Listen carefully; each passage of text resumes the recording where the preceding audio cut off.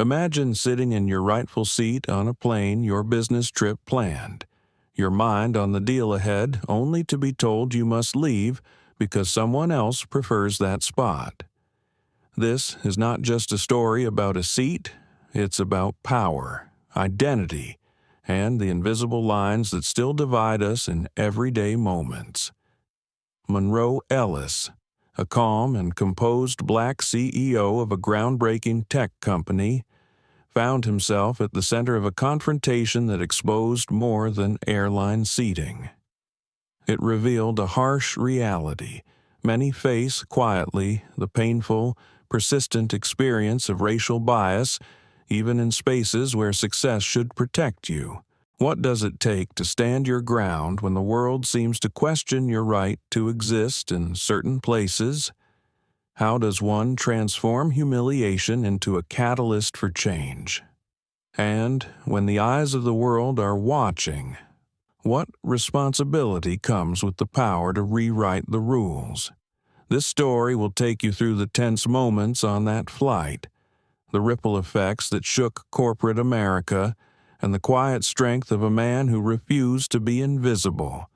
If you believe in dignity and justice, hit like, share this story, and subscribe to our channel to join the fight for equality. Now, let's dive in. Monroe Ellis stood quietly at Gate 21B inside Dallas Love Field Airport, the low hum of announcements and rolling suitcases filling the air around him. His charcoal gray suit fell neatly over his tall frame. Shoes shined, posture effortless. He wasn't in a hurry. Monroe never rushed. In his left hand, a matte black briefcase. In his right, a boarding pass. Flight 342 to Seattle, Seat 1A, first class, non-refundable, assigned, confirmed. He checked his watch, 9:46 a.m. Boarding was in 7 minutes. The meeting waiting for him in Seattle wasn't just another quarterly presentation. TechCore Systems, the cybersecurity firm he'd built from the floor of a rented apartment in Baltimore, was days away from finalizing a $500 million government contract. If signed, it would position them ahead of Next Phase Dynamics, their largest competitor in the race for AI-based threat detection. But Monroe wasn't thinking about contracts. His phone buzzed. Elena. He stepped back from the line and answered. "Hey, sunshine." "Dad," his daughter said, her voice soft and sleepy. "You left before I woke up." "I know. I didn't want to wake you. But I'm flying safe, and I'll call you tonight from the hotel." There was a pause on the line. "Is this the meeting with the generals? It is. Did you bring that lucky pen I gave you?" Monroe smiled. "In my jacket pocket. Couldn't close a deal without it." He could hear her breathing steady again. "Okay. Win big. Love you. Love you more." He ended the call and exhaled slowly. Moments like that kept him grounded, even when the skies above felt hostile. Boarding began. Priority Group 1. He stepped forward. The gate agent, a young woman with hair pulled into a tight bun, glanced at Monroe's boarding pass, then up at his face. Her smile faltered for a split second, enough that he noticed, but she handed it back without comment. "Enjoy your flight, Mr. Ellis." The phrase carried a rehearsed polish. Her eyes lingered just a beat too long. He said nothing, just walked inside the cabin. Monroe moved quietly toward the front row. Seat 1A, window side. He lifted his briefcase into the overhead compartment, careful not to scuff the neighboring bag, then lowered himself into the plush leather seat. It was a cool 72 degrees in the cabin. The air carried that familiar sterile scent of compressed space and ambition. The other seats in first class began filling, mostly white men in tailored suits, some already flipping open laptops, others chatting over investment strategies. Monroe pulled out his tablet and stylus. He didn't make eye contact, didn't need to. A flight attendant passed by, offering orange juice and water. He declined politely. She gave a quick nod, then moved on. 10 minutes later, just as the final group was boarding, a shadow stopped beside him. "Excuse me," a voice said. Monroe looked up. A white man in his mid-40s, with a receding hairline and the kind of confidence that came from being told yes his entire life, stood in the aisle, navy blue suit, red power tie, gold cufflinks. "You're in my seat," the man said plainly, gesturing toward 1A. Monroe blinked. Calmly, "I don't believe so." He replied, "This is 1A, correct? Yes, that's my seat. I always book 1A on this flight."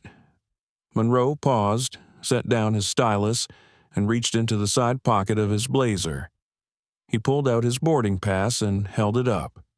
"Seat 1A, Flight 342. The man's lips tightened slightly. "Must be a mistake," he muttered. "Let me get a flight attendant." He turned on his heel and waved down the crew member currently arranging a blanket for an elderly woman 2 rows back. She approached a moment later. "Is there a problem?" she asked, smiling at the man, then glancing at Monroe with slightly more caution. "This gentleman's in my seat," the man explained. 1A, the flight attendant, Clara Jennings, nodded politely and turned to Monroe. "Sir, may I see your boarding pass?" Please, Monroe handed it to her without hesitation. Her eyes scanned the pass. Then she frowned. "Thank you. Mr.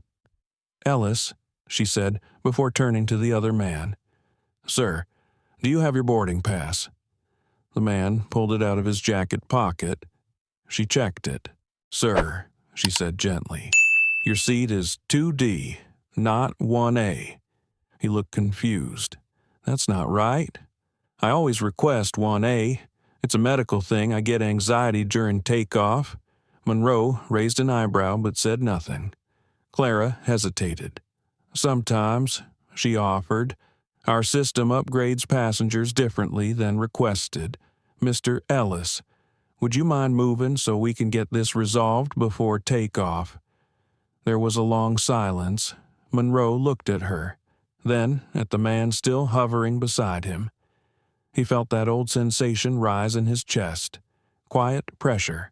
Decades of boarding passes questioned, lines doubted, glances that turned curiosity into suspicion. "Yes," he said evenly, "I do mind." Clara blinked. "I'm sorry, my ticket says 1A. That's my assigned seat. I'll remain here." The man shifted uncomfortably. His jaw clenched. Monroe could feel the gaze of other passengers now, flickering glances over newspapers, quiet murmurs under breath. Clara straightened. "Sir, I understand, but we're just trying to solve a seating mix-up." "There is no mix-up," Monroe replied. "This is my seat. He has a different seat. That's the mix-up?" Her smile vanished, replaced by a cooler tone. "I may need to involve the captain." Monroe leaned back slightly and pulled his phone from his inner pocket. "I think I'll start recording now," he said quietly, "for clarity." The tension in the air sharpened like glass. He tapped his screen. The video light blinked on. Monroe Ellis sat still.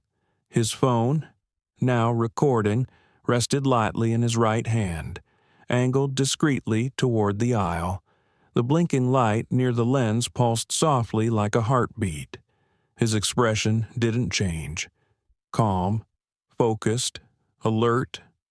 The cabin felt colder now. Clara Jennings hesitated. Her body language stiffened in response to the phone. She forced a neutral smile. "Mr. Ellis, there's no need to record. I assure you. We're simply trying to ensure everyone is comfortable."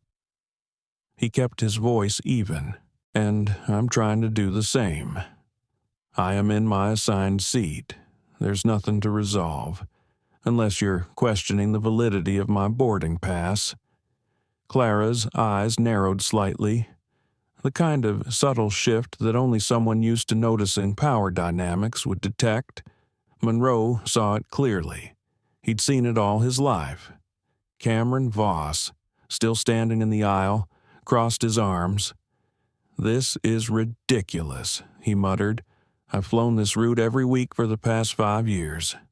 I always sit in 1A. "That may be true," Monroe replied calmly, "but today your boarding pass says 2D. Cameron looked down at the slip in his hand, then back at Monroe. "You know," he said, voice sharp with irritation, "some people game the system. They book coach, hope for a free upgrade, and then claim they belong up here." Monroe said nothing. The implication hung in the air like smoke. Clara glanced around the cabin. A few first-class passengers were watching now. Some pretended not to. One older man folded his newspaper slowly and placed it on his lap. A woman in 2B lowered her Kindle. Silence gathered. From across the aisle, a voice spoke clearly. "That man showed his boarding pass," said Dr. Kendra Morris, seated in 2B. "I saw it. It says 1A. "There's no confusion." Clara turned toward her, smiled tight. "Thank you, ma'am. We're handling the situation." "No," Kendra said. "You're not. You're escalating it." Cameron's eyes flicked toward her. "Do you mind staying out of this? I mind very much." Kendra replied, "Because I've seen this before. A black man sits where he's supposed to, and someone assumes he doesn't belong there. I don't stay silent for that anymore." Clara shifted again. The weight of attention was growing. Monroe remained seated, unmoving. He wasn't angry, but he was deeply aware. Aware of the story being written in real time, aware of how quickly these moments spiral, of how often compliance was demanded only from people who looked like him. "I'm not here to perform," he said, speaking more to the room now than to Clara or Cameron. "I'm here to travel, like everyone else. I paid for this seat. I checked in like everyone else. The only difference is that I'm being questioned for existing where I am." Clara's mouth opened, then closed. Her voice, when it returned, was measured. "I'm going to speak with the captain." As she turned and walked toward the front of the plane, Monroe's phone caught Cameron's expression shifting, a flicker of doubt behind his eyes, but also a flicker of defiance. "You're really going to make this a thing?" Cameron said. "No," Monroe answered quietly. "You did." Cameron shook his head and walked a few feet away. A few passengers stared openly now. Others tapped on their phones. One woman was clearly filming. The tension had crystallized into a scene. Monroe exhaled through his nose. He had been here before. Not here exactly. Not in seat 1A, but in the posture of restraint, the balance between dignity and disruption, between knowing your worth and being forced to prove it. Again. It wasn't new. It was just recorded this time. 3 minutes passed.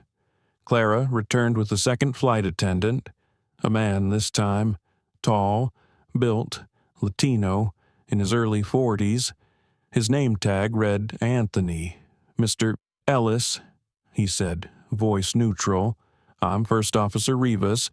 We understand there's been a disagreement about seating." "There's no disagreement," Monroe replied. "There's a seat. There's a boarding pass. They match." Anthony nodded slowly. "Mr. Voss says he has a medical preference for this seat. He claims he experiences anxiety if he's not seated near the window in row 1. Monroe raised his brow. Did he submit that in his reservation? Anthony didn't answer. Would this be happening if I were white? Monroe asked softly. A silence dropped like a curtain. Anthony's jaw tensed, but he said nothing. Kendra leaned into the aisle. He shouldn't have to ask that. Clara shifted her weight uncomfortably. Cameron, now standing with arms folded again, looked at Anthony like he expected enforcement. Anthony finally spoke. We're simply asking if you would be willing to move, just to help us avoid delay.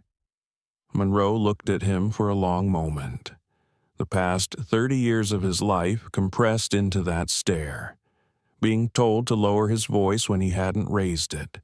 Being followed in stores. Being ignored in meetings until he introduced himself as the CEO.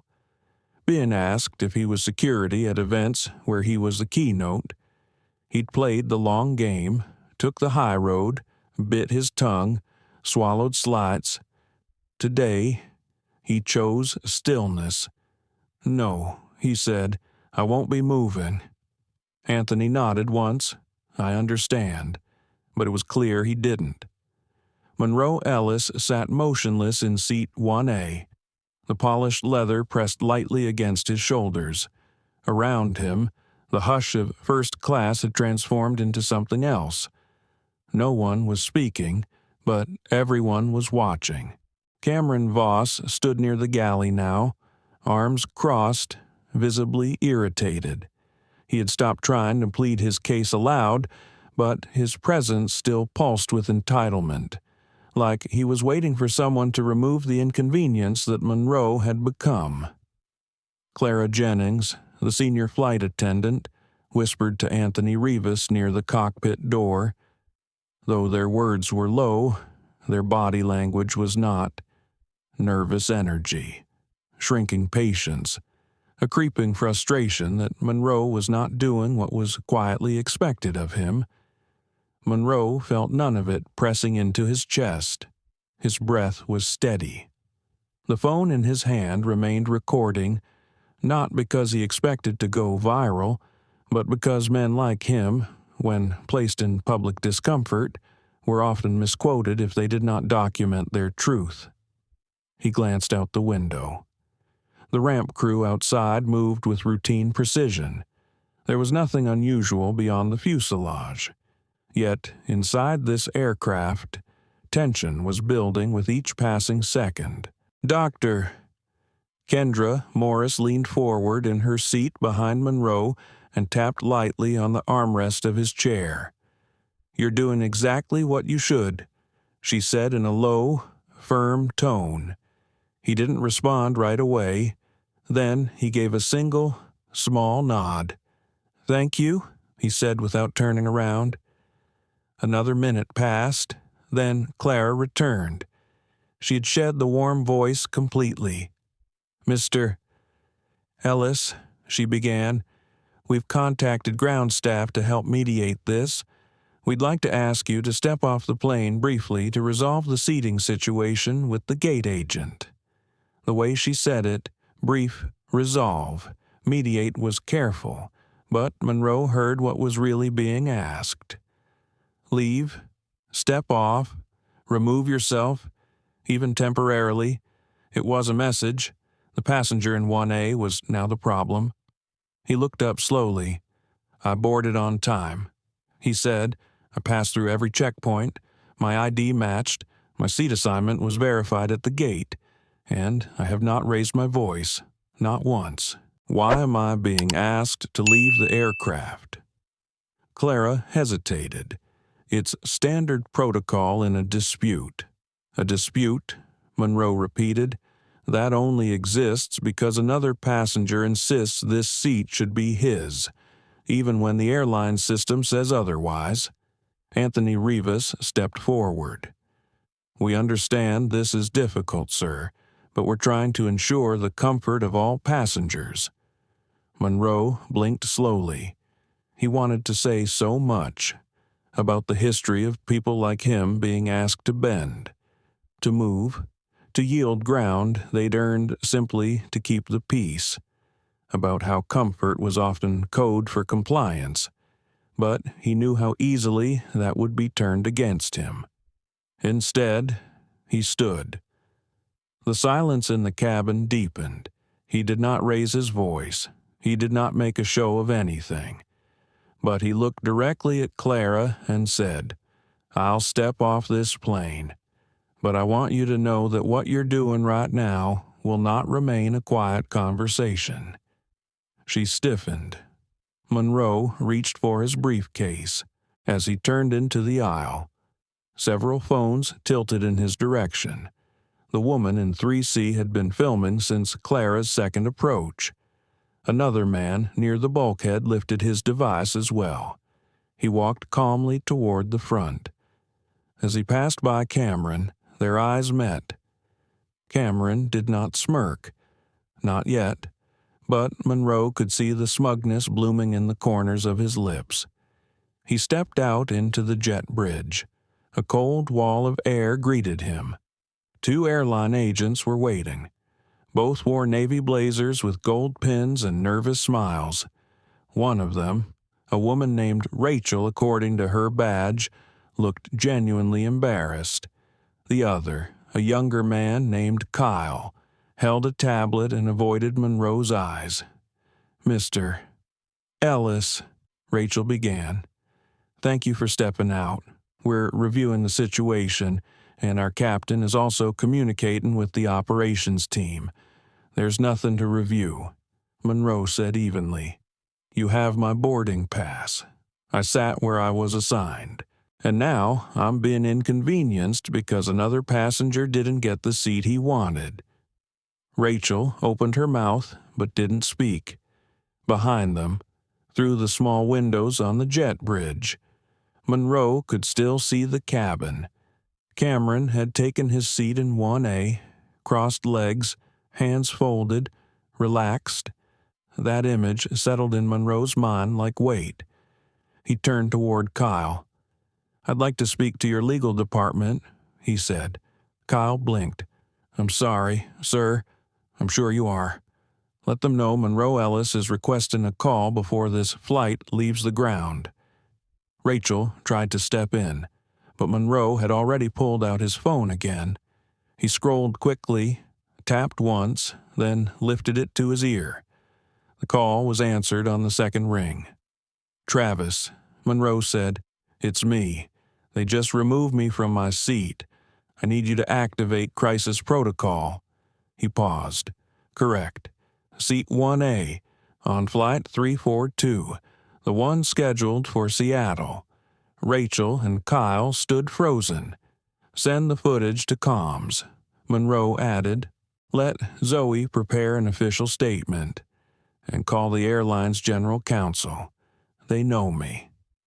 He ended the call and exhaled. His fingers itched to tremble. His jaw wanted to clench, but he gave his body nothing but stillness. Inside the cabin, Dr. Kendra Morris stood from her seat. She stepped into the aisle. "I want to be very clear," she said loudly enough for several rows to hear. "That man was removed from his assigned seat. I watched it happen. I have video, and if anyone else here thinks this is wrong, now's the time to say something." A murmur passed through the rows. A man in 5A raised his hand. "This isn't right," he said. "He wasn't doing anything." A woman across from him nodded. "They just asked him to leave. No reason." Clara was no longer smiling. In the terminal, Monroe stood tall. What they thought would be quiet was already becoming very loud. The sound of the cabin door sealing shut echoed like a quiet verdict. Flight 342 was no longer boarding. It was waiting, inside the cockpit. Captain Harold Lennox frowned at the blinking messages scrolling across his tablet. In 22 years of flying, he had seen mechanical delays, airspace conflicts, even a passenger who fainted mid-takeoff. But this was different. A name he recognized, Monroe Ellis, had just triggered a Level 2 incident flag in the system. The term was reserved for VIP disruptions, legal risks, or media exposure. Sometimes all three. Clara Jennings stood stiffly in the galley, her arms crossed tightly over her vest. Across the aisle, Anthony Rivas was leaning against the panel near the beverage cart, quietly typing something on his phone. Neither of them spoke. In row 1A, Cameron Voss looked perfectly at home. His legs were stretched out. His fingers danced lightly across his phone. He was smiling now, but the atmosphere around him was shifting. Dr. Kendra Morris had not returned to her seat. Instead, she stood in the aisle of row 2, phone in hand, recording steadily. She didn't speak. She didn't need to. Her silence was weightier than any outburst could have been. Other passengers were filming too. A man in 4C, a woman in 5B. Quiet outrage was spreading like smoke through the cabin. On the jet bridge, Monroe Ellis stood next to Rachel and Kyle, who now looked visibly pale. Monroe was no longer speaking. He didn't need to. His phone was in his palm, video still running. Suddenly, Rachel's earpiece crackled. She turned away from Monroe and listened. "Understood," she said quietly, then turned back. "Mr. Ellis, the airline's executive response team is on the line. They're requesting to speak with you directly. Would you be willing to step into the lounge area for more privacy?" Monroe considered this for a long moment. Then he gave a small nod. He followed Rachel through the terminal, passing by gate monitors, snack kiosks, and travelers lost in their own worlds. But none of it felt real. His world had crystallized into this moment. They stopped inside a private customer service lounge. A phone sat on the desk, already connected. Monroe picked it up. Monroe Ellis speaking. A pause. Then a woman's voice came through, clipped and professional. "Mr. Ellis, this is Denise Harper from the airline's Executive Services Division. First, let me say we deeply regret the experience you've had this morning. We're actively investigating," he cut in. "I don't need investigation. I need accountability." Denise paused. "Yes, sir. Of course. We're reviewing the video footage and incident reports right now. I understand you were removed from your assigned seat. That's correct. Do you feel you were treated unfairly?" Monroe stared at the wall. A flight map glowed behind glass, tracing routes from Dallas to all corners of the country. "I was removed while having a valid boarding pass. The other passenger was allowed to take my place. Multiple passengers witnessed it, and I was told to step off the plane despite doing nothing wrong. We're processing this very seriously. The situation is regrettable. Regrettable is losing your luggage." Monroe said, "This is systemic. You know who I am. You know what this is going to become." Denise inhaled audibly. "We're working with corporate communications now. May I ask, are you planning to post anything online?" "I already did," Monroe replied. "So have your passengers. You should check your trending tab." He set the phone down without another word. Across the terminal, phones buzzed everywhere. On TikTok, the hashtag BomberSeat1A was climbing fast. A 40-second clip, recorded by Dr. Kendra Morris, showed Monroe seated calmly while Clara requested he move. The moment he said, "This is my assigned seat. I'll remain here," had already become the centerpiece of outrage videos and reaction stitches. Within 15 minutes, it had 100,000 views. On Twitter, his assistant Zoe had posted a simple message from TechCore's verified account. "Our CEO, Monroe Ellis, was removed from his assigned seat on Flight 342 this morning. The other passenger was allowed to remain. We are reviewing all options. Video attached.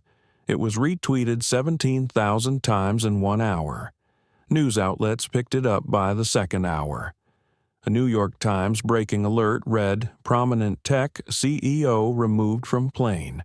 Despite assigned seat social media, outcry mounts." Inside the aircraft, Captain Lennox received an emergency notification. All crew involved in the handling of Monroe Ellis were suspended effective, immediately pending investigation. The system message blinked in red across his screen. Replacement crew on standby. Hold at gate. He sat back and ran a hand through his graying hair. In first class, Clara received the same message on her handheld device. She went pale. Anthony Rivas turned toward her and read the alert over her shoulder. "You gotta be kidding me," he whispered. Clara said nothing. She tucked her device back into her apron and glanced toward the front of the plane. Cameron Voss was no longer smiling. His phone buzzed. He looked down and saw an email from his firm's legal counsel. The subject line was simple. "Call me immediately regarding incident with Monroe Ellis," he swore under his breath. In the private lounge, Monroe's phone buzzed too. It was a message from Zoe. Video at 400K views and rising, CNN, CBS, and The Atlantic want statements. Legal is drafting response. Your next move. He didn't answer right away. He walked to the window and stared at the parked aircraft still attached to the gate. He could see seat 1A through the glass. Cameron Voss remained seated there, but not for long. Monroe Ellis watched Flight 342 through the large glass pane, his reflection barely visible beneath the airport's artificial lights. A quiet hum of airport announcements echoed in the distance. His phone was still buzzing. Zoe had just messaged again. "CNN segment in 3 minutes. Your clip is the opener, trending at number 3 globally." He didn't smile. He didn't even blink. All of this attention, outrage, virality had become too familiar. Different stages, different settings, but always the same story. He turned to Rachel, the gate agent still hovering a few feet behind him. "Are you still waiting for instruction?" he asked, voice low but firm. "Or have they sent replacements for the suspended crew?" Rachel swallowed hard. "They're on their way, sir. We've been told to keep you informed at every step." Monroe nodded once. "Good. Inform me when the crew is off that plane." Inside the aircraft, Clara Jennings was pacing slowly behind the curtain that separated first class from the galley. Her hands were clasped in front of her, her knuckles white. The message had come without warning. She was suspended. Pending investigation. Do not proceed with service. She knew what that meant. So did Anthony Rivas. He had retreated into silence. Now, seated on the jump seat by the rear exit door, no more quiet neutrality. He had picked a side by standing still. Cameron Voss had felt the temperature change too. No one was speaking to him now. Not the flight attendants, not the nearby passengers. He glanced around, face flushed, hands fidgeting with the edges of his phone. He checked social media. The incident was everywhere. People were already tagging his name. He saw one post. This man forced Monroe Ellis out of seat 1A, the face of privilege. Remember him. His jaw clenched. Dr. Kendra Morris stood up again. She had not sat since Monroe left. Her posture was composed, unmoving, unapologetic. "Ladies and gentlemen," she said clearly to the cabin, "I've just been informed that the flight crew involved in removing Mr. Ellis has been suspended. The airline knows what this is, so should we." A few people applauded quietly. Others nodded. No one pushed back. Back in the terminal, Monroe's phone rang. It was Travis Young, his longtime legal director. Monroe picked up. "I assume you've seen the headlines." "Every single one." Travis said, "We've got coverage across national outlets. Your LinkedIn post just hit 2 million views. I've already received interview requests from the Wall Street Journal and Bloomberg. This is not going away quietly. It was never quiet to begin with." Monroe replied, "Zoe wants to know if we greenlight the press statement." Travis added, "What's the headline?" She titled it, "The Cost of a Seat." Monroe closed his eyes. "Approve it." He hung up and walked back toward the gate area. Passengers were now being asked to disembark. One by one, they exited the aircraft with confused expressions, phones in hand, conversations buzzing. Rachel approached Monroe again, face flushed with urgency. "Sir, the crew has been removed. A replacement team is arriving now. If you'd like, we can escort you on board first before the general reboarding process begins." Monroe didn't respond right away. He simply looked toward the aircraft door, the same one he had been asked to walk out of just 20 minutes earlier. He gave a nod. "Let's go." The walk down the jet bridge was silent. No cameras, no words, just the sound of footsteps and resolve. When Monroe entered the cabin, seat 1A was empty. Cameron Voss was gone. Vanished. Whether by his own choice or the airline's decision, Monroe didn't care. The chair was his, always had been. He placed his briefcase in the overhead bin, lowered himself into the seat, and buckled in. A flight attendant, one he had not seen before, approached him. She was black, mid-30s, eyes calm, name tag Latasha. "Welcome aboard, Mr. Ellis," she said with a small nod. "Would you like anything while we finalize boarding?" "No, thank you," he replied. She smiled gently, then moved away. "Doctor." Kendra Morris stepped onto the plane a few moments later and paused by his seat. "You good?" she asked quietly. He looked up at her and gave a faint smile. "I am now." She gave a respectful nod and took her seat. Back in the terminal, Zoe sat in her office, watching the numbers rise. The press statement had been released.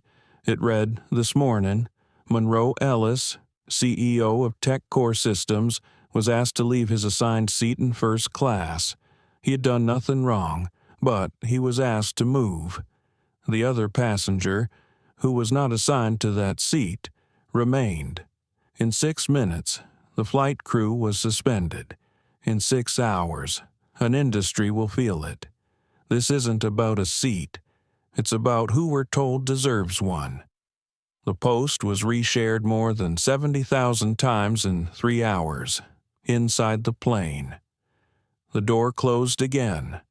Monroe looked out the window, not at the wing, not at the runway, but at the clouds beyond it. He took a breath and whispered to himself, "This seat isn't power. Knowing you deserve it is..." And finally, the plane pulled back from the gate. The hum of Flight 342 filled the cabin as it climbed through scattered clouds. Passengers sat mostly in silence, eyes cast forward, lost in their own thoughts. But the air was thick with something unspoken. Monroe Ellis sat in seat 1A again, the seat that had become something bigger than itself. It was no longer just a patch of leather stitched onto aluminum. It was now a symbol, a battleground, a headline, a truth laid bare in front of the world. But to Monroe, it was still a chair. He leaned back and closed his eyes for a moment, not to rest, but to pull inward. His mind wandered, not to strategy or response, but to something quieter, to Elena. He pictured her sitting at the breakfast counter that morning, legs swinging off the stool, her braids loose and unkempt, still rubbing sleep from her eyes. She had asked him, as she buttered her toast, "Daddy, how come people stare at us when we fly?" He had paused, holding his coffee, unsure how much of the truth to reveal. "Because they're curious," he'd said. "But you said we fly all the time. Why are they still curious?" He hadn't answered. Instead, he kissed the top of her head and told her to finish her eggs. Now. 30,000 feet in the air. That question echoed louder than ever. A soft knock on his consciousness brought him back. The flight attendant, Latasha, stood beside him again. She didn't speak. She simply offered a soft smile and handed him a folded piece of paper. He opened it. In careful handwriting were the words, "For my son. Thank you for reminding him he's allowed to sit anywhere." Row 5A. Monroe folded the note slowly, pressing it between his palms. He did not know the man in 5A, had not spoken to him, but the message rang deep. He turned slightly to glance back down the aisle. The man was black, mid-30s, holding the hand of a boy no older than 9, whose eyes were fixed on Monroe with a look somewhere between admiration and awe. Monroe offered the faintest nod.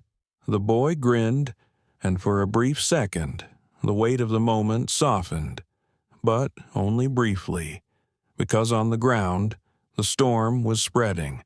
In conference rooms across New York, Washington, and Silicon Valley, executives were asking their PR teams a simple question: where do we stand on the Monroe-Ellis situation? The phrasing varied. Some called it a scandal, others a misunderstanding, but the urgency was the same. This was no longer a personal matter, it was a corporate reckoning at Next Phase Dynamics headquarters. Cameron Voss sat alone in a glass-walled office, his phone face down on the desk, blinking with missed calls. The VP of Communications had already spoken to him twice. Legal had advised silence. HR had issued a temporary leave of absence. He had tried to argue, said he was defending a seating preference, that he hadn't raised his voice, that he didn't make it about race. But none of that mattered now. The internet had made up its mind. People had pulled up old tweets, found clips from conferences where Cameron had interrupted female speakers, screenshots of him referring to lower-tier vendors as benchwarmers. They called it a pattern. He called it unfair. But the truth had its own rhythm, and it was playing louder than him now. Back in the sky, Monroe reached for his tablet and opened a blank document. He wasn't writing a speech, not yet, but his fingers began to type, slowly, thoughts forming in real time. The seat didn't matter. What mattered was who they thought should fill it. He paused. I didn't raise my voice. I didn't resist. I didn't threaten anyone. I simply stayed. Another pause, but in staying, I broke a rule I wasn't supposed to know existed. He leaned back and closed his eyes again. These were not words for press releases, not for courtrooms or contracts. These were for Elena, for the boy in 5A, for the people who had known this story before it ever made the news. Dr. Kendra Morris passed by him quietly, headed to the restroom. As she returned, she paused beside his seat. "You're not just flying," she said softly. "You're carrying all of us with you." Monroe looked up at her. "That's a heavy thing to carry. It always has been." She replied, "We just didn't used to have witnesses." She moved back to her seat. Her words lingered longer than her presence. A few rows back, the man in 4C pulled out a notebook. His name was Marcus Levesque, a journalist from a mid-tier magazine. He had watched the entire exchange unfold earlier, had filmed parts of it, and had chosen to stay silent until now. But the story was already writing itself in his mind, not just about Monroe, but about the passengers who had watched, about the silence and the noise, about how modern discrimination wore a badge of politeness and called itself procedure. In the cabin, the lights dimmed as the plane entered cruising altitude. Monroe stared ahead, his reflection faintly visible in the glossy surface of the screen in front of him. He didn't feel triumphant. He didn't feel like a headline. He felt tired, but inside that fatigue was a quiet kind of fuel. The seat had been reclaimed. Now came the real work. The wheels of Flight 342 touched down with a soft shudder at SeaTac International Airport. A low murmur moved through the cabin as the aircraft slowed, coasting past rows of glowing runway lights and sleepy terminals. The captain's voice came over the intercom, steady and deliberate. "Ladies and gentlemen, welcome to Seattle. We appreciate your patience during today's unusual circumstances. We'll be taxiing to our gate shortly." The word unusual felt like an understatement. Everyone on board knew something far beyond turbulence had shaken this flight. Monroe Ellis remained seated in 1A, calm but alert.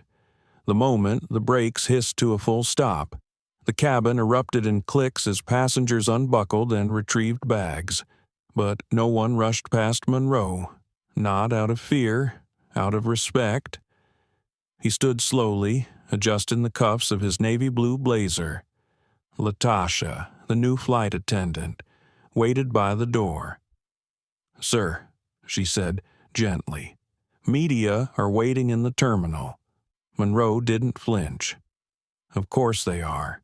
He grabbed his briefcase and stepped into the jet bridge. The cool air smelled like concrete and recycled ventilation, and something else. Change. As he exited the tunnel, the flashing of phones and camera lenses hit him like light rain.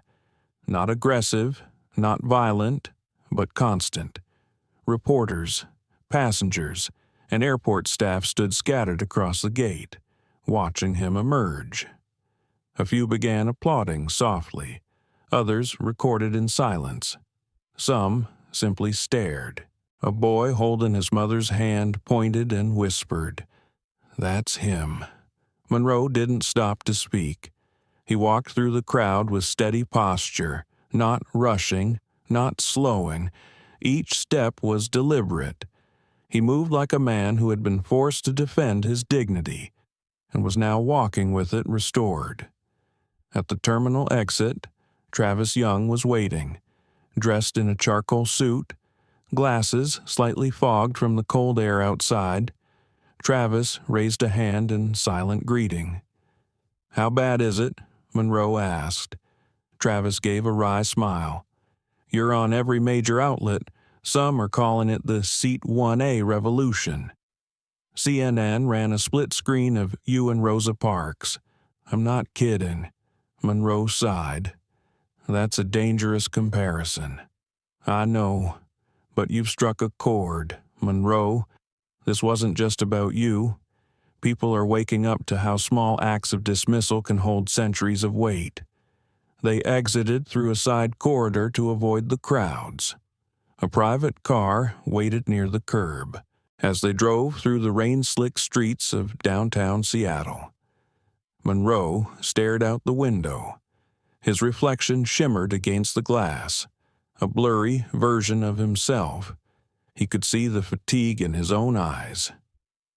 "You're thinking about Elena," Travis said quietly. "Always." Monroe replied.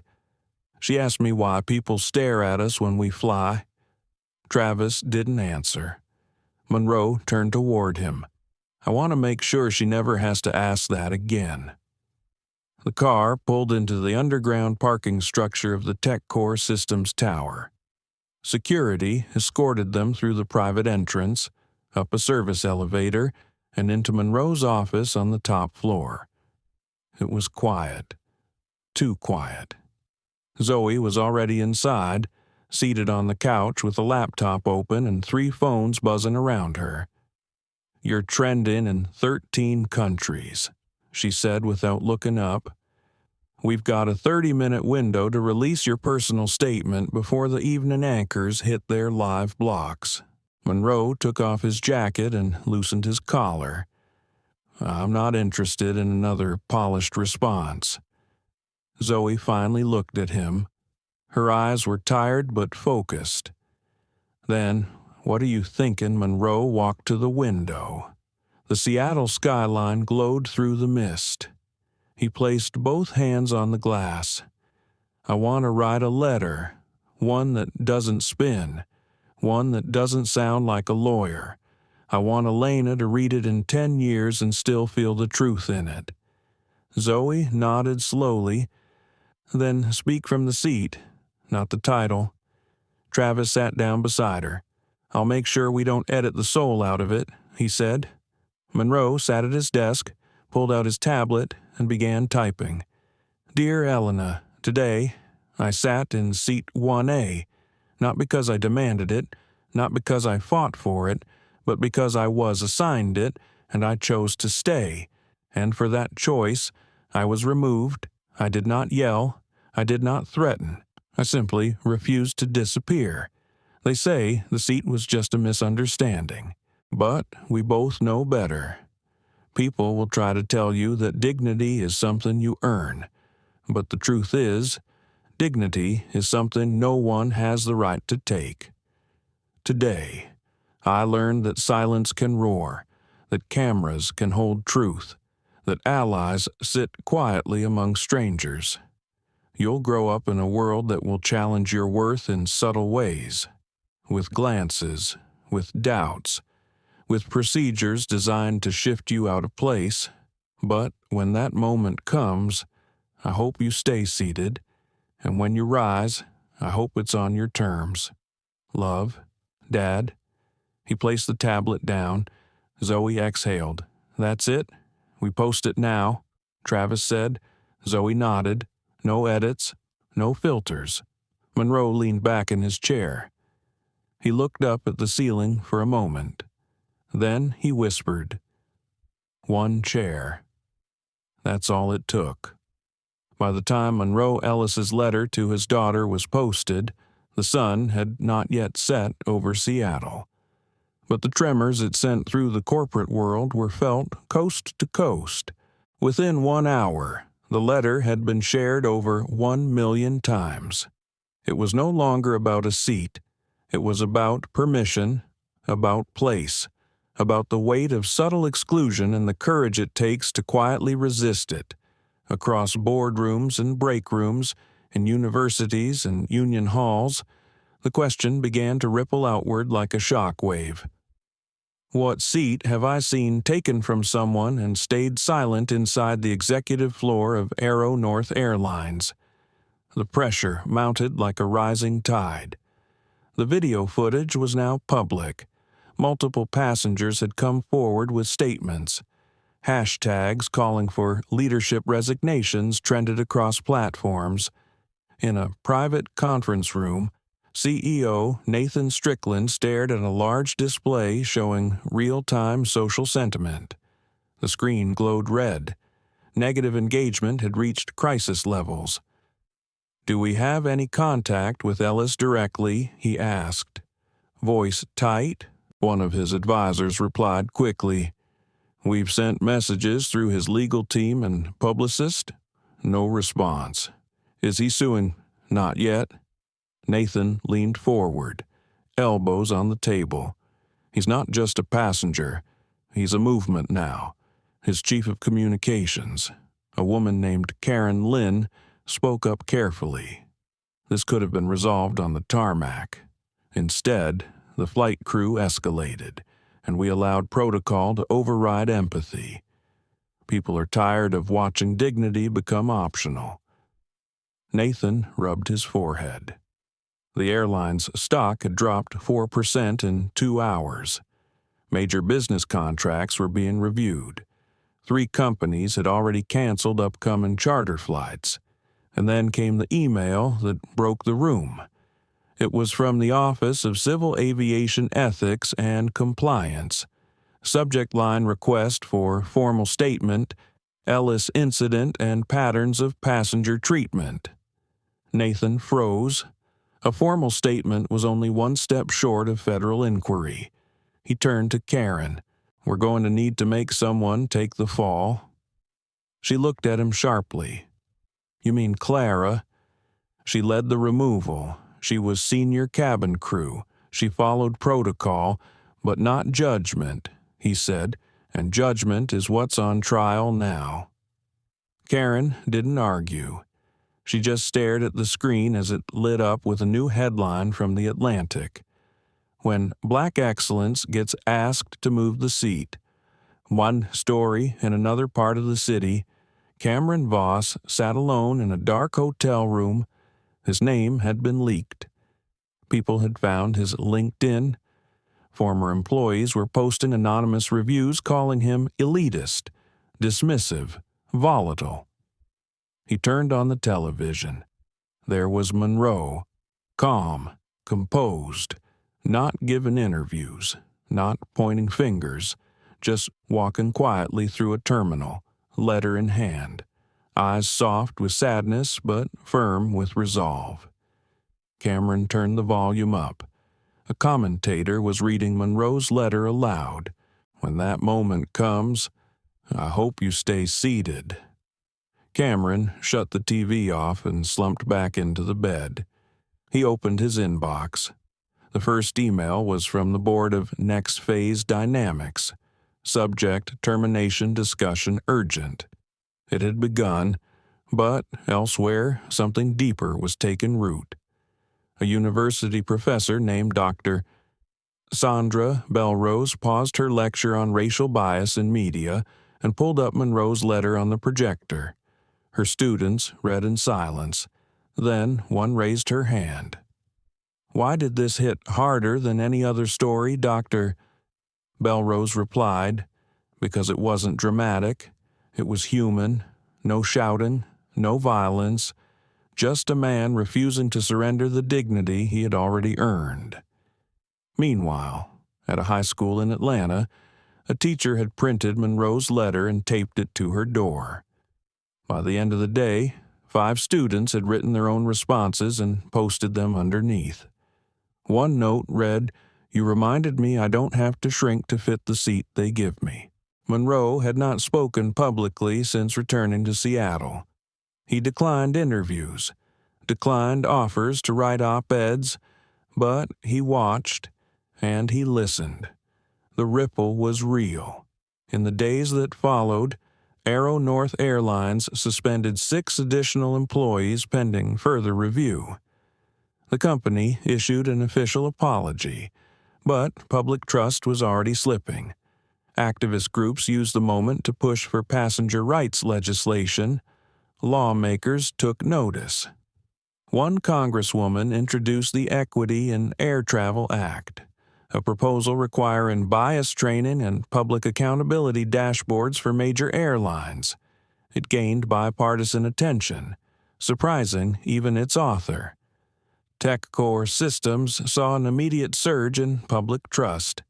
Investors praised Monroe's restraint and moral clarity, but Monroe declined any credit. "This isn't about optics," he told Zoe quietly. "This is about obligation," Zoe replied. "Still, people are listening." He paused, then said something she'd never forget. "I didn't set out to start a movement. I just refused to disappear." Later that week, Monroe visited his daughter's school to pick her up. As she walked toward him, backpack swinging, she looked different, taller, clearer. "Daddy," she said, "my teacher read your letter to the class." Monroe raised a brow. "What did you think?" Elena smiled. "I liked it. But next time, can you write me one that doesn't make everyone cry?" He laughed softly and opened the car door for her. As they drove home, the city buzzed around them. The world had not changed overnight, but something had shifted. Slight, permanent, a seat had been taken back, and the dominoes were still falling. The week after the incident, something unexpected began to happen. People started talking. Not just the news anchors and influencers, not just the activists or students.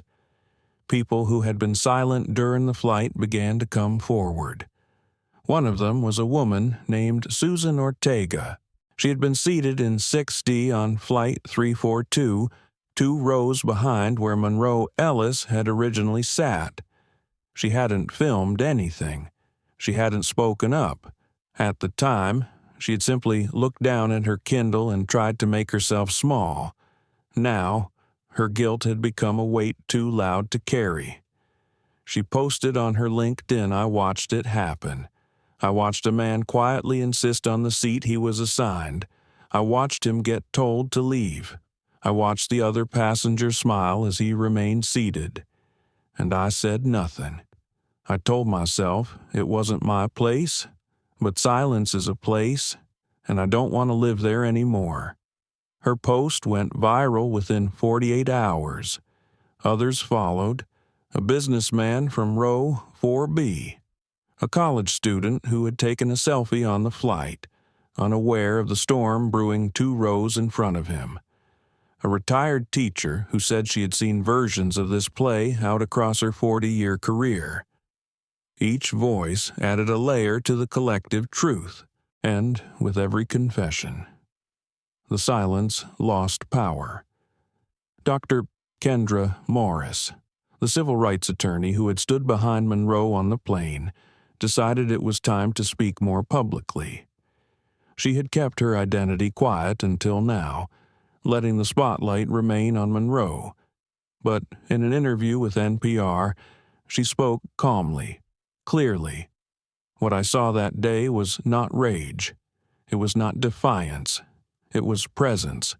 A man chose to remain in the space he was told he belonged in, and that, somehow, was seen as confrontation."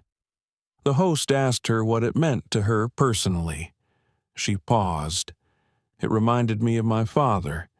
He was a postal worker who sat in the back row of church every Sunday because he never wanted to make people uncomfortable. He never asked for a better seat. Monroe Ellis did, and that matters."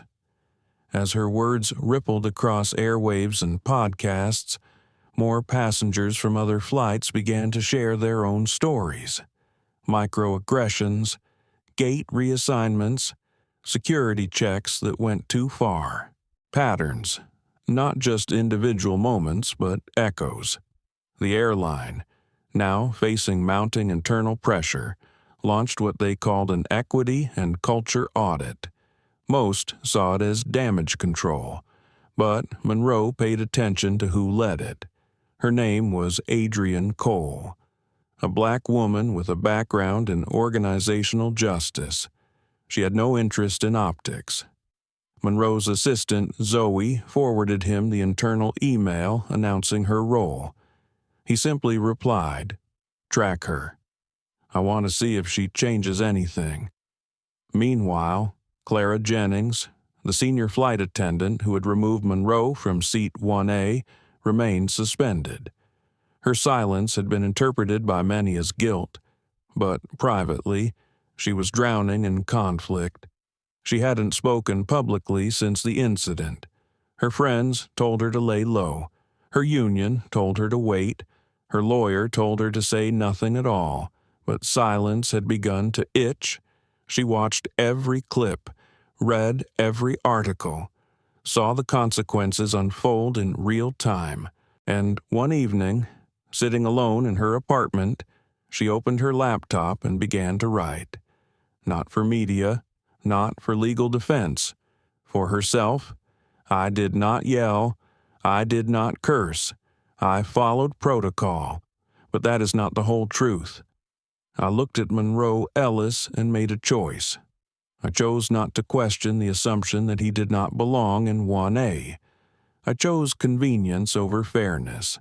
I did not want trouble, but sometimes peacekeeping is just protecting the problem. She didn't post it, but she emailed it to Monroe's office. She expected nothing. To her surprise, she received a reply 3 days later.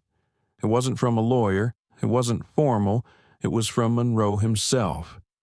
Acknowledgement is the first seat you take back. Thank you for sitting with the truth. Clara didn't cry, but for the first time in weeks, she exhaled. Back at Tech Core Systems, Monroe sat in his quiet office, rereading the letter from Clara. He did not hate her. He did not want her destroyed. He wanted her awake. He closed the file and turned to face the window. Below him, the city pulsed with life. Cars moved like veins, lights blinked like scattered stars. He thought of Elena again, of the way she always asked questions he wasn't sure how to answer. That night, he sat at the dinner table with her. "Did you win, Daddy?" she asked between bites of spaghetti. He looked at her for a long moment. "No," he said softly, "but maybe we all did." She smiled, as if that was enough, and maybe it was. It was a crisp morning in Washington, D.C., when the Senate Committee on Transportation opened a hearing that had not been scheduled 2 weeks ago. The hearing was titled Equity and Accountability in American Air Travel. Inside the chamber, under ornate chandeliers and the quiet weight of marble columns, rows of lawmakers sat facing a long table, and at that table, seated beneath the gaze of C-SPAN cameras and curious staffers, was Monroe Ellis. He wore a charcoal suit with no tie, just a quiet, open-collared shirt, a deliberate choice. He was not a spectacle. He was a man. That was the point. A senator from Illinois leaned forward and asked the opening question. "Mr. Ellis, do you believe what happened to you is rare or routine?" Monroe didn't flinch. His voice was steady. "I believe it's routine, but most people don't have a camera rolling, or a platform, or a calm enough tone to not be labeled as aggressive." The room grew still. Another senator leaned in. Some argue this was simply a mistake, that procedure was followed, that the crew was confused. Monroe nodded. Procedures don't exist in a vacuum. They're built by people, and when people carry biases, conscious or unconscious, those biases get embedded into the system. He continued, voice even but firm. If we do not acknowledge the invisible ways that exclusion happens, we give it permission to repeat itself in plain sight. The murmurs began to build in the gallery. Watching from the back was Adrienne Cole, the new head of the airline's equity audit. She had flown in that morning, alone. She wasn't there as a representative. She was there as a witness. She scribbled a note into her leather-bound journal. Truth is not loud, but it never stops echoing. Outside the chamber, reporters filled the hallway, ready to file headlines, but something else was happening across the country. In corporate offices, diversity training manuals were being rewritten. In classrooms, teachers were using Monroe's letter to Elena as a writing prompt. In churches, pastors read from it during Sunday services. One pastor in Detroit said from the pulpit, "We've taught our children to stand up for themselves, but sometimes the most radical thing you can do is sit down and stay." Meanwhile, at Aero North headquarters, the ripple finally reached the top floor. CEO Nathan Strickland was called into an emergency shareholders meeting. They didn't ask for his opinion. They handed him a resignation agreement. The board had voted, Karen Lynn. His head of communications had been named interim CEO. She didn't smile when it was announced. She simply said, "We've got rebuilding to do." She scheduled her first press briefing for the next morning. When she stepped up to the podium, she looked directly into the cameras. "We failed," she said plainly. "Not just in our policies, not just in our response. We failed to see that quiet dignity is not the absence of conflict, it is the clearest demand for justice." She paused. "I want to thank Mr. Monroe Ellis for his composure. But let's be clear, it should not take a CEO or a letter or a trending video to be treated with fairness on an airplane." Back in Seattle, Monroe watched the briefing from his office. Zoe stood beside him, arms crossed, silent. When the statement ended, Monroe turned to her. "She said the truth." Zoe nodded. "But truth without change is just a press clip." She replied. He smiled faintly. "Let's see if they mean it." Later that day, Monroe visited a small community center tucked into a quiet neighborhood in Rainier Valley. It was a place he had helped fund quietly over the years, a place where kids from all backgrounds came to build robots and run experiments and chase wonder. Elena had gone there after school for years. Now she volunteered on weekends. As he stepped inside, a group of kids ran up to him. "Mr. Ellis, you were on the news. My grandma cried when you read that letter. My teacher said you're changing the rules." Monroe knelt so he could look them in the eye. "You know what matters more than news?" he asked. They shook their heads, knowing who you are and never letting anyone tell you otherwise. A girl with glasses raised her hand. "Even if they say you don't belong," Monroe looked at her gently. Especially then.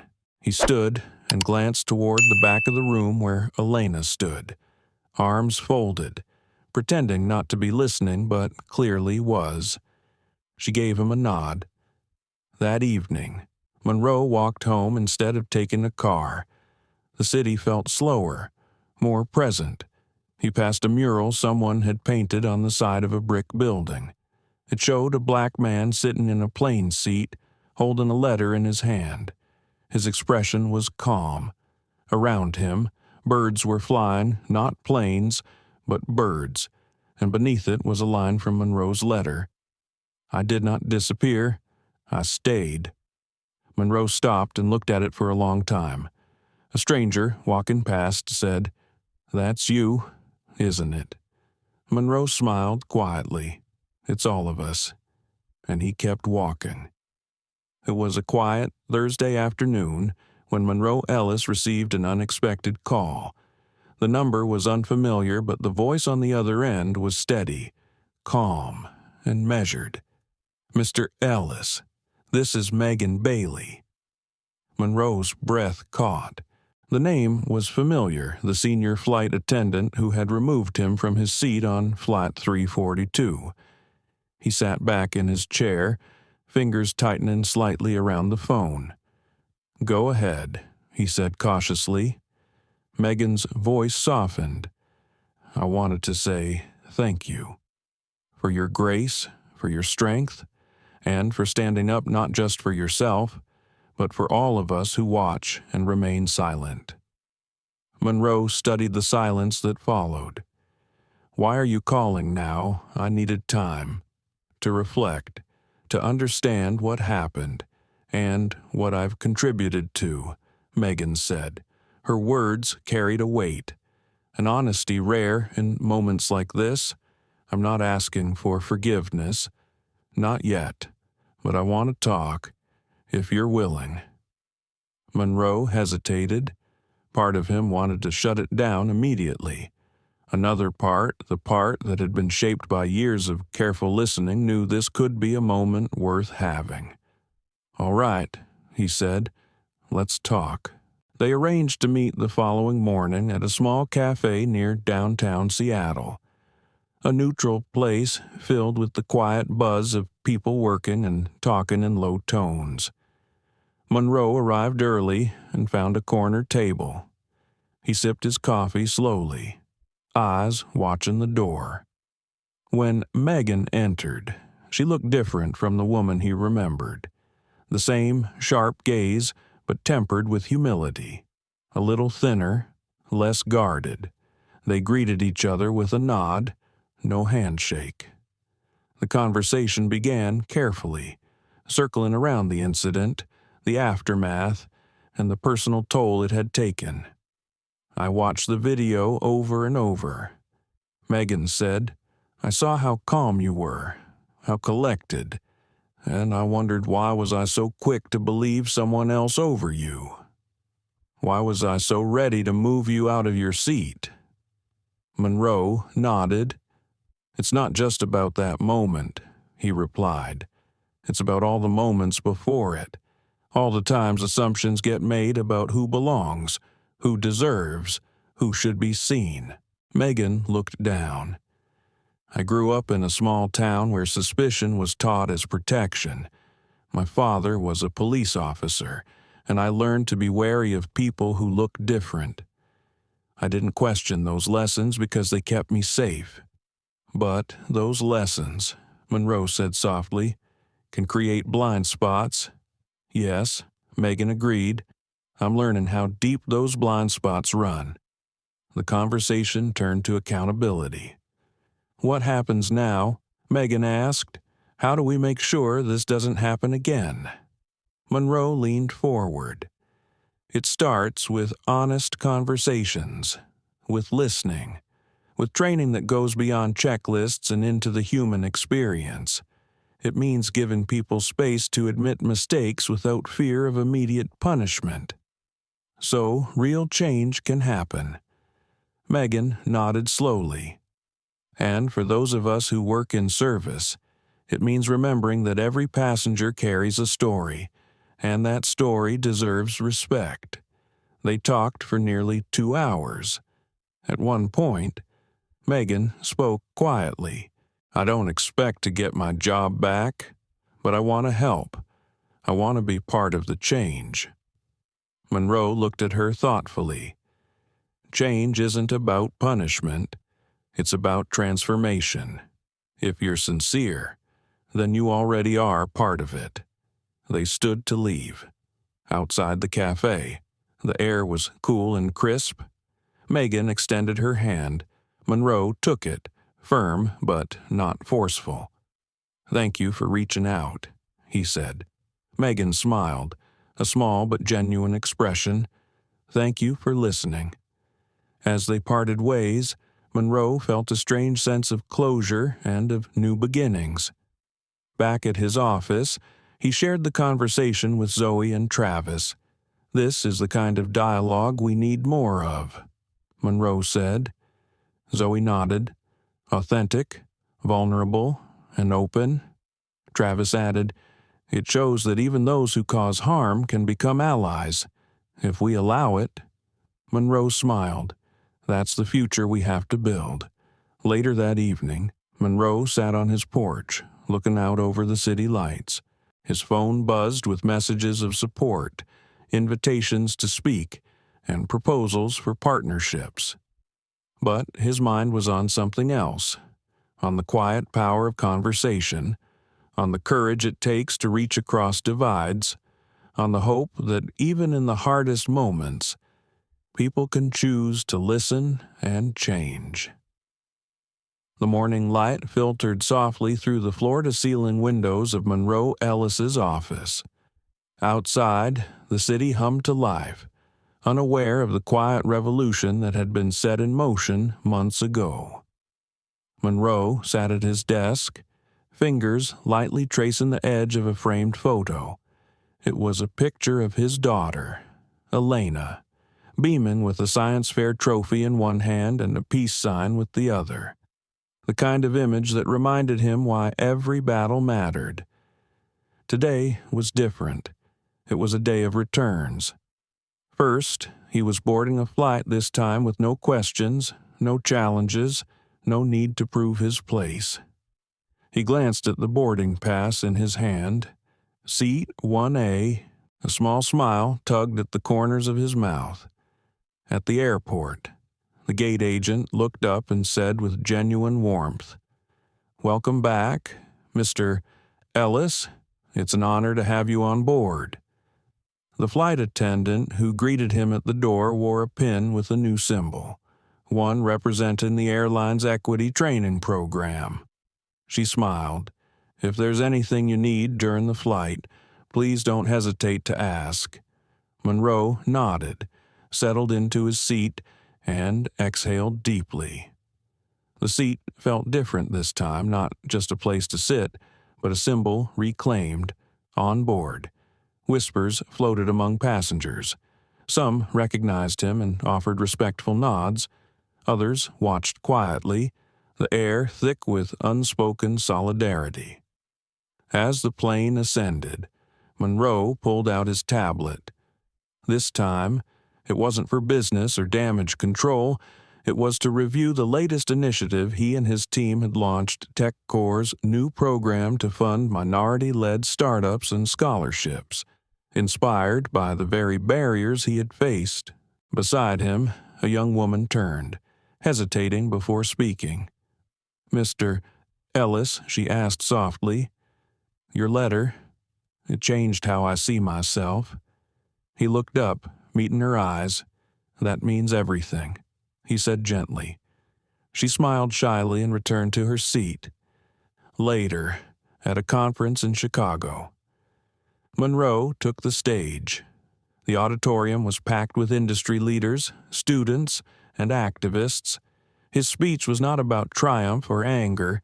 It was about resilience, empathy, and the work ahead. "We all have seats at the table," he said, "but sometimes we have to remind the world and ourselves of where we belong." He paused, letting the weight of the words settle. This journey began with a simple refusal to move, but it continues with the courage to build new spaces, to open doors, and to lift others as we rise. Backstage, Elena waited with his wife, Jasmine. Elena held a poster she had made for him, a colorful collage of words: dignity, justice, strength, hope. When Monroe hugged her, she whispered, "Dad, you taught me to stay seated and speak up. That's the bravest thing I know." He kissed the top of her head. "Thank you, sweetheart, but it's you who will change the future." That evening, Monroe returned home. The house was warm with laughter and the aroma of Jasmine's cooking, a mix of spices that reminded him of home, roots, and family. He settled into his favorite chair, phone buzzing with messages from allies and strangers alike, each one a thread in the growing fabric of change. He thought of the journey from the turbulence of Flight 342 through the silence and the shouting, to this moment of calm. The seat was no longer just a seat. It was a testament. A seat reclaimed was a story rewritten, a story where dignity was not conditional, where belonging was not questioned, where every person, no matter their background, had the right to sit and to stay. Monroe closed his eyes and whispered into the quiet room, "We're just getting started." Monroe Ellis's journey is more than a fight over a seat. It's a powerful reminder that discrimination can persist anywhere, even when success and status seem to offer protection. His quiet courage in the face of injustice invites us all to reflect on the everyday biases that too often go unchallenged. This story is a call to honor the dignity of every person and to reject any act that diminishes it. But it's also a testament to the possibility of change when voices rise, when conversations start, and when individuals dare to stand firm. As we close this chapter, remember that true progress requires more than viral moments. It demands lasting action, empathy, and collective responsibility. Thank you for witnessing Monroe's story and for being part of this journey toward justice. If this moved you, please like the video, share it with someone who needs to hear it, and subscribe to our channel for more stories that inspire, challenge, and empower. Together, we can change the narrative. Until next time, stand tall, speak out, and keep fighting for the respect every human deserves.